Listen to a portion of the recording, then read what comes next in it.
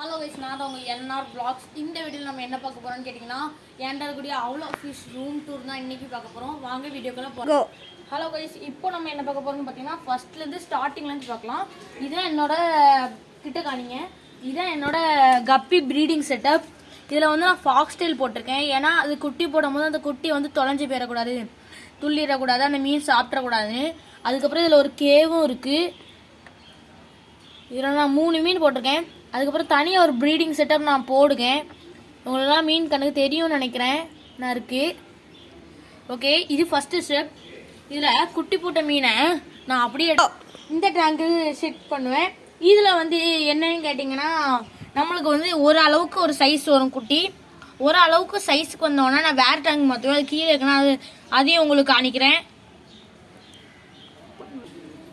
Okay guys, next வந்து என்னென்னா, அதில் ஒரு அளவுக்கு சைஸ் வந்த குட்டியெல்லாம் நம்ம இதில் போடுவோம். இதில் வந்து எப்படின்னா, இன்னும் கொஞ்சம் அடல்ட்டு சைஸ் வரது வரைக்கும் இதில் வளர்ப்போம். இந்த மாதிரி நிறைய பேட்சாக மாற்றி வளர்க்கும் போது இன்னும் கொஞ்சம் க்ரோத் நல்லாயிருக்கும். இதில் வந்து இதில் வந்து அந்த அடல்ட் சைஸ் வந்தோடனே இந்த 2 டேங்கில் பிரித்து போட்டுருவோம். இதில் இப்போ நம்மளுக்கு மேல் மட்டும் கிடக்கு.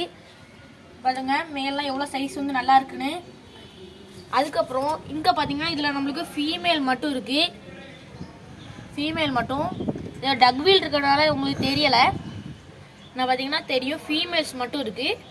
இந்த மாதிரி செப்பரேட் பண்ணி நம்ம வளர்க்கும் போது நம்மளுக்கு வந்து எந்த மீன் எப்படி இருக்குது தனித்தனியாக எல்லாம் தெரிஞ்சு வச்சுக்கலாம். அதே போல் நல்லாவும் க்ரோத் இருக்கும்.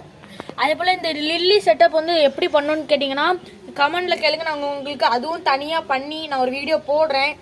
ஓகே, அண்ட் தென் இதோட இந்த வீடியோ முடிச்சுக்கலாம்.